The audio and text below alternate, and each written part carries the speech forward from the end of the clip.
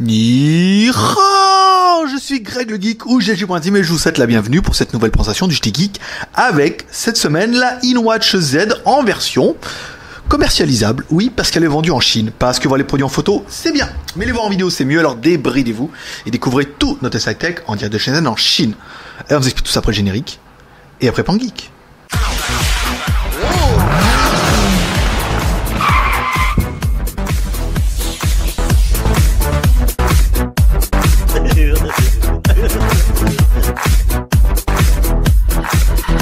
Aujourd'hui, on va tester la InWatch Z en version, la version qui est commercialisée actuellement en Chine. Donc c'est une smartwatch chinoise de la marque InWatch. Oui, forcément ils ont bien trouvé le nom, qui est une montre connectée en 2G, Bluetooth, Wi-Fi et tout ce qui va bien. Donc on va vous faire un petit aperçu de l'animal. Donc on démarre la montre comme ça. Donc vous allez pouvoir directement avoir comme une vraie montre. Alors après, c'est comme toujours comme les montres LCD. Il va falloir appuyer sur le bouton ici pour voir l'heure. Vous voyez, vous avez beau appuyer sur l'écran, il se passera rien. Donc ici, on verra l'heure. Donc là, au niveau de la présentation, on se retrouve quoi? Alors sur le côté gauche, on va retrouver un slot SIM, une mini SIM, qui vous permettra d'avoir de la 2G. Oui, de la 2G uniquement parce que le processeur est à MT6572. Donc un processeur qui ne supporte que la 2G. Donc, ça voudrait dire que quand ils changeront de processeur avec un MT par exemple 75, 65 ou 92 par exemple, on pourrait rêver, et vous pourrez avoir la 3G, mais pour l'instant c'est pas au programme. Donc en fait, sur le côté droit, on va retrouver le bouton Power On/Off, ici, avec un petit micro pour la montre. On va retrouver le bouton Home ici, un bracelet qui est de très bonne facture, très bonne qualité. Sur le dessus, une caméra en fait qui permettra de prendre des photos et de faire de la vidéo, une caméra de 0,5 million de pixels.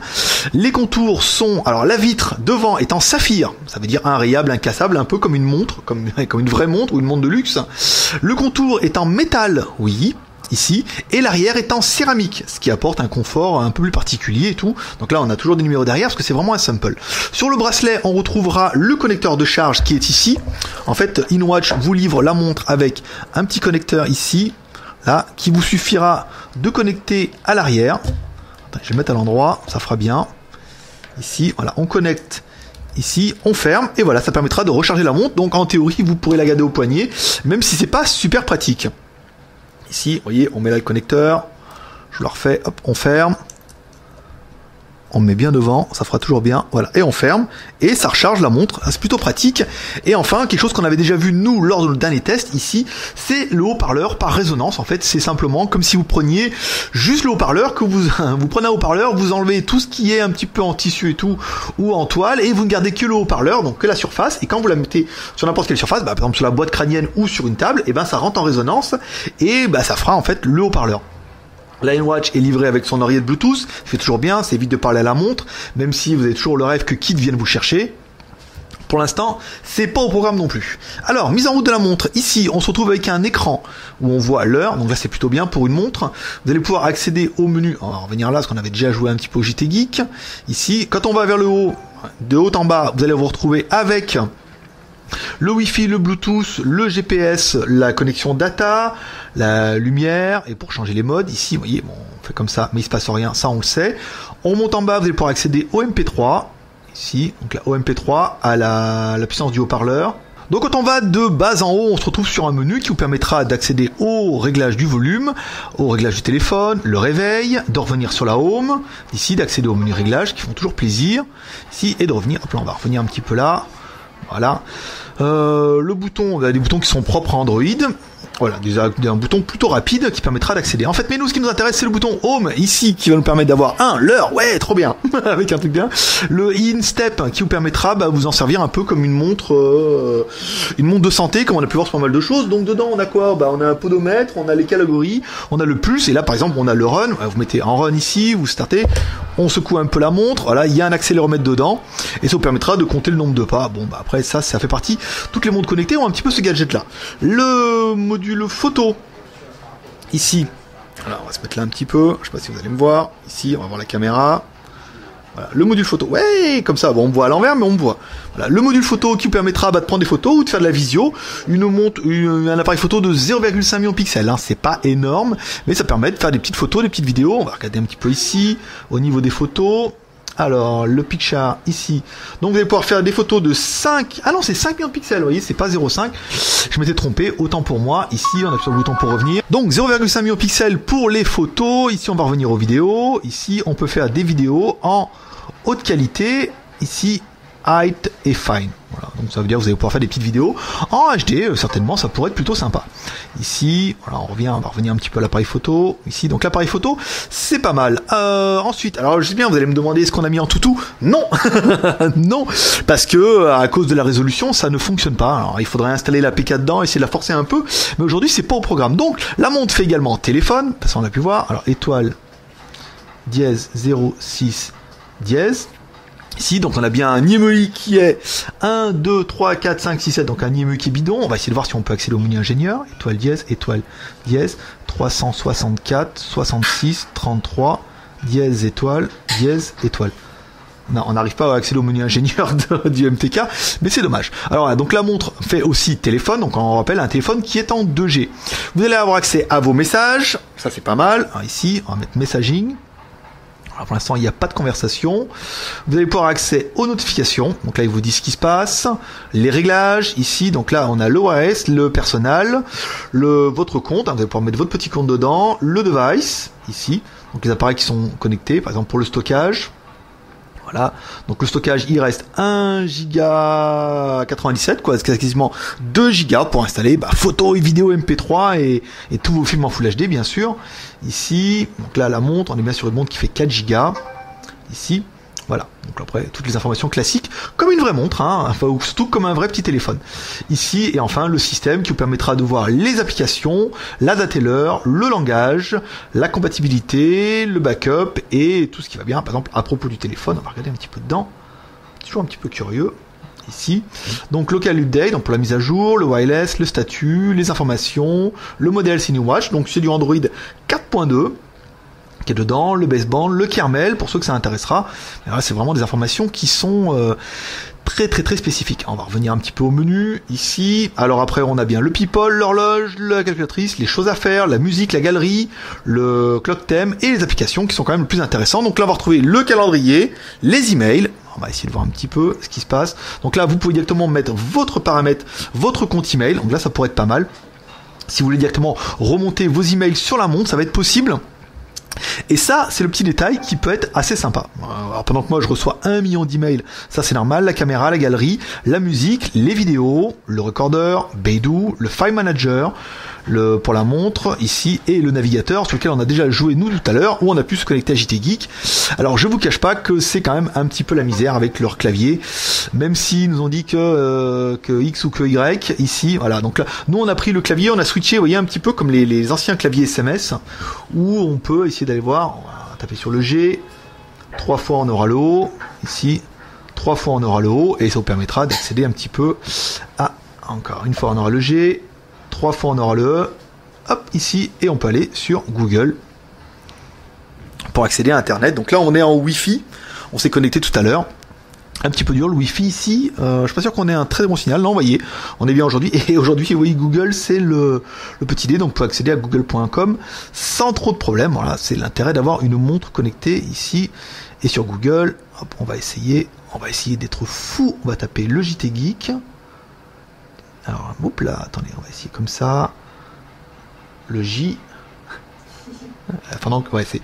Alors, moi, je fais une vidéo et elle me prend en photo. L'assistante, hein, comme quoi c'est drôle, hein. JT Geek. Hop là. Voilà, on cherche le JT Geek sur la montre. Donc c'est pas super pratique, hein. Apparemment ils nous ont conseillé de le faire en vocal, c'est-à-dire qu'à partir du moment où la montre est en Wi-Fi ou connectée à votre smartphone, on verra ça tout à l'heure, et ben c'est plus intéressant d'aller en vocal en disant hey Google, cherche-moi, appelle-moi Kit, et on va pouvoir la retrouver.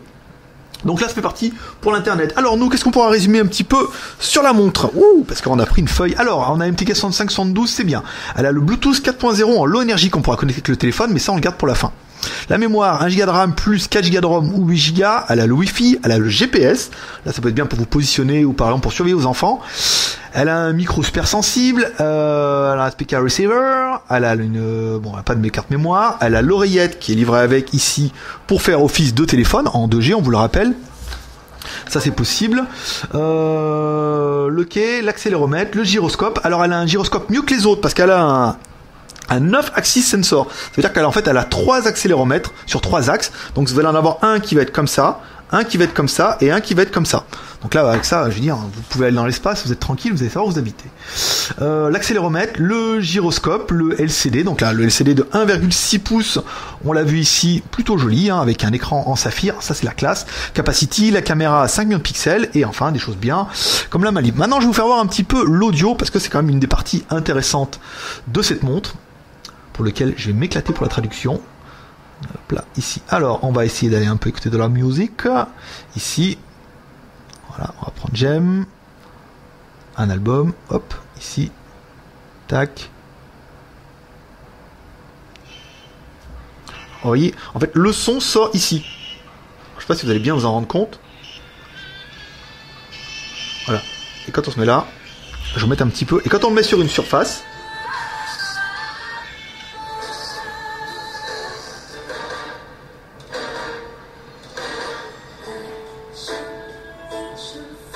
c'est pas mal quand même, hein. Ça en jette, hein. Donc on a un son qui est quand même, vous voyez, qui est quand même relativement de bonne qualité. Alors qui sera différent en fonction de la surface. Je vais mettre sur mon repos un petit peu. Hein, pas mal. Et si on prend sur une boîte en bois, allez, soyons fous. Voilà. En fait, la boîte fait caisse de résonance. Et là, quand même, on a un son qui est de bien meilleure qualité, hein. Donc, vous allez me dire, quel est l'intérêt d'avoir une montre connectée qui n'a pas la 3G? Donc, on va pouvoir la connecter en low energy via son téléphone. Alors là, c'est là où c'est simple et en même temps, c'est là où ça se complique. Alors, pour ce faire, il vous faudra télécharger une application. On va prendre un mot de passe secret ici. Une application que vous trouverez pas vous pour l'instant parce qu'elle est seulement sur les forums de InWatch et en chinois. Encore une fois, c'est pas une montre qui est prévue pour l'international. Maintenant, on vous expliquera ça à la fin. Donc là, on va prendre les applications ici. On prend l'application InClub. Ici, donc là, on ouvre, on a une application InClub, et cette application permettra de synchroniser votre montre avec votre téléphone.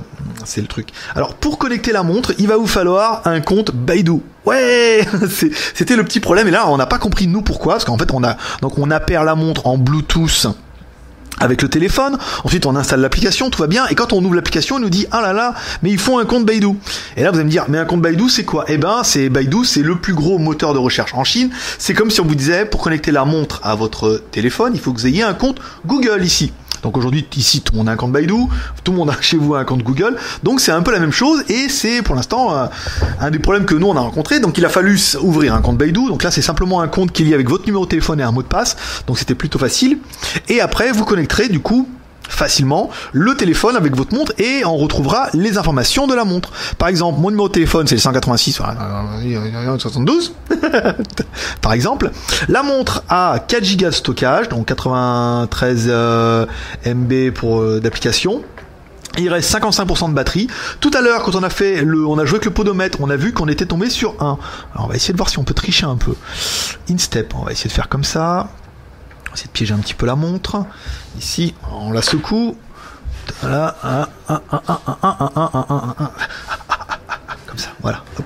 On la secoue. Hop là, 15. Voilà, on a bien couru. Hein. C'est bien marré, hein. On a bien couru. Ici, donc on verra si ça se met à jour ou pas. Donc là, après, on a des informations. Alors, forcément, c'est une montre chinoise pour le marché chinois. Donc là, ici, on retrouve les informations qui sont liées à mon compte. Ici, on a les réglages. Donc là, il a fallu tout synchroniser. Tac, tac, tac, tac, comme ça ici. Ensuite, on a les messages, voilà.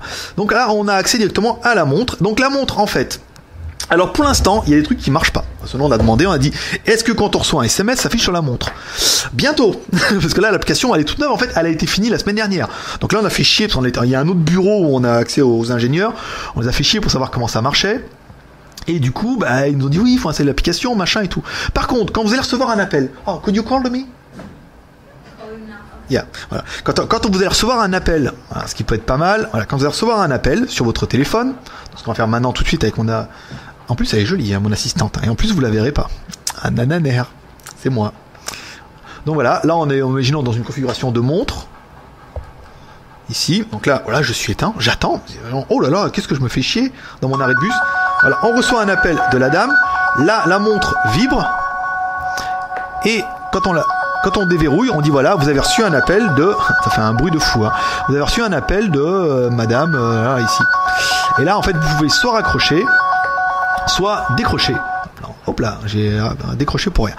Donc en fait, et après, si imaginons vous décidez de décrocher, vous aurez deux solutions. Soit vous utilisez l'oreillette Bluetooth qui est livrée avec, soit vous allez pouvoir parler dans la montre. Alors après, parler dans la montre, c'est pas super facile parce qu'en fait, ça passera par le haut-parleur qui est ici, là, donc on n'aura pas un son qui est incroyable avec le microphone qui est là. Donc encore une fois, téléphoner avec une montre, faut pas déconner, mais ça pourrait être bien avec l'oreillette Bluetooth. Ensuite, là, bon, on a reçu un appel et tout, donc là, voilà, on voit bien qu'on a bien eu un appel en absence, et quand on va aller dans les notifications, ici, on a bien eu un appel de madame, ça, si vous voulez l'appeler, ben, ça, vous pourrez lui raconter un petit peu plein de choses intéressantes, surtout en chinois. Non, elle parle anglais. Voilà.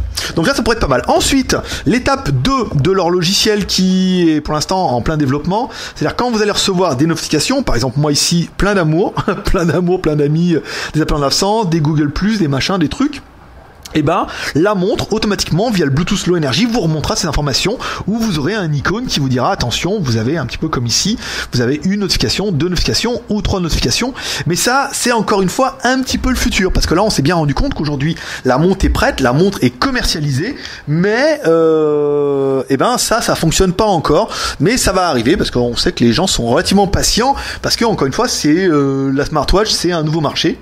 On a demandé pour Android Wear, c'est prévu pour un prochain modèle futur, parce qu'apparemment Android Wear est loin d'être prêt et encore loin d'être adapté sur les choses comme ça.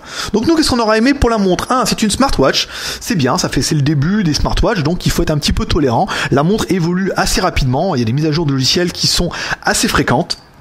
On aura bien aimé la connexion au Bluetooth Low Energy qui permettra quand même pas mal de connectivité avec le téléphone. Encore une fois, ça permettra aux développeurs ici en interne de travailler, ensuite aux développeurs indépendants de proposer peut-être des applications qui seront vraiment dédiées entre le smartphone et la montre, qui permettront vraiment d'avoir des notifications ou des choses plus intéressantes et une interaction encore une fois avec le téléphone où c'est votre téléphone qui est 3G, Internet, Wi-Fi et tout ce qui va bien et c'est votre montre qui n'est que le relais ou l'affichage un petit peu de ça. On aura bien aimé les fonctions pour le sport, ça c'est pas mal. On aura bien aimé la fonction, le podomètre, vous pouvez calculer les calories, il y aura un truc pour les pulses et tout, donc là encore une fois ça fera partie des applications qui sont dedans où il y aura des applications qui seront dédiées au sport et là vraiment encore une fois c'est pas vraiment aux fabricants de faire ça, ce sera plutôt aux développeurs en fait d'applications de sortir des applications trop classe, dire voilà le pulse, le courir, le machin, le chronomètre, le truc bien avec le GPS et tout, ça c'est pas aux fabricants de le faire, c'est plutôt aux développeurs et après eux ils pourront vendre leur application et tout ce qui va bien. On aura bien aimé la qualité de la montre, elle est quand même de très très bonne qualité, vous voyez l'écran saphir, ça c'est classe. J'ai pas de scalpel sous la main, sinon on aurait pu essayer de taper sur l'écran. Le contour en métal ici, très très joli, hein, vous voyez, elle est assez lourde, elle fait très très très très quali. Et enfin l'arrière en céramique, c'est la classe. Mais bon, comme ça vous pourrez dire à votre mère, maman, oui, mais l'arrière est en céramique. Et là elle vous dira, oui chérie, c'est ça. On aura bien aimé l'haut-parleur par résonance. Voilà, c'est un petit détail, mais si vous n'avez pas l'oreillette Bluetooth, le fait de le poser sur une surface, on l'a vu tout à l'heure avec la boîte en bois, que ça, hop là, c'était un Mac, mais là, je mets un petit peu le logo. On a remarqué qu'avec la boîte en bois, ça faisait quand même de quelque chose un son plutôt sympa. La montre fait aussi téléphone 2G, c'est-à-dire que si vous avez une carte SIM, vous allez pouvoir passer de votre téléphone au moins pour appeler, recevoir les appels, et éventuellement, connecter la montre en Wi-Fi sur les hotspots pour relire vos emails et tout ce qui va bien. Bon, encore une fois, les emails, ça reste encore une fois un côté gadget, la montre étant quand même relativement ridicule, à moins que un jour quelqu'un invente un truc qui fasse vraiment de gros affichages sur une toute petite montre ou alors un rétroprojecteur en laser de ce que vous voulez, mais pour l'instant c'est vrai que les mails, bon, à part les notifications, j'en vois pas vraiment l'intérêt. Notifications c'est pas mal, moi je suis toujours en train de regarder, vous avez une notification, vous regardez comme moi, qu'est-ce que j'ai comme mail, est-ce que ça vaut le coup que je sorte mon téléphone ou pas? Ça peut être bien. On aura bien aimé la fonction GPS qui pour l'instant est une fonction un petit peu gadget. Vous avez le GPS dedans, pour l'instant il n'y a pas encore d'application, il n'y a pas encore de choses importantes, mais après vous pourrez retrouver votre enfant ou par exemple suivre quelqu'un en disant une fonction tracking. Encore une fois, il faudra faire des applications qui sont dédiées à ça. Le MTK MT6572, donc là c'est bien, c'est un MTK. MT6572 c'est un médiathèque et gageons que si ils arrivent à mettre un autre processeur dedans, la montre pourrait devenir 3G par magie. Pour l'instant c'est pas au programme, mais ça pourrait le faire, mais moi je trouve que la connexion avec le smartphone pour l'instant est pour l'instant une des choses les plus intéressantes. On aimera bien aussi le prix, la montre est vendue 1788 RMB en Chine, soit la maudite somme de 223 €. Ça fait pas une montre qui est excessivement chère pour une montre qui est quand même relativement quali et qui sera suivie, qui va être développée et qui encore une fois fait partie d'un projet Kickstarter qui sera développé aux États-Unis avec Android Wear, peut-être la 3G américaine, mais pour l'instant c'est un projet Kickstarter et on n'a pas vraiment tout ce qui est vraiment défini pour le projet de cette montre. On regrettera, nous, le clavier qui est quand même juste minuscule, même si on prend le petit clavier ici qu'ils nous ont installé avant. Voilà, hop là, où on peut appuyer sur 3 fois sur les lettres, ça fait quand même relativement ridicule et c'est pas super facile, mais encore une fois, c'est pas fait pour ça.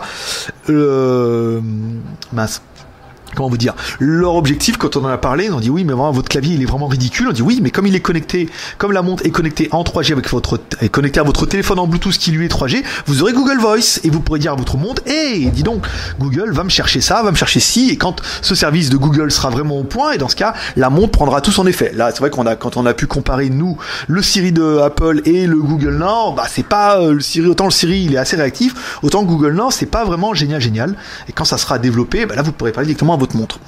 On regrettera donc l'absence de 3G, oui peut-être, mais au moins elle est connectée en Bluetooth Low Energy sur votre téléphone, ça permettra d'aller sur internet. Et ensuite bah, les APK, pour l'instant il n'y a pas énormément d'APK qui sont dédiés à la montre. Ça, c'est vraiment un format qui est particulier, c'est un format qui sera relativement standard, parce qu'en fait la Sony, la LG et toutes les autres seront un petit peu sur la même taille, et quand les applications seront plus démocratisées pour les montres, elles fonctionneront un petit peu sur toutes les montres qui sont sur Android.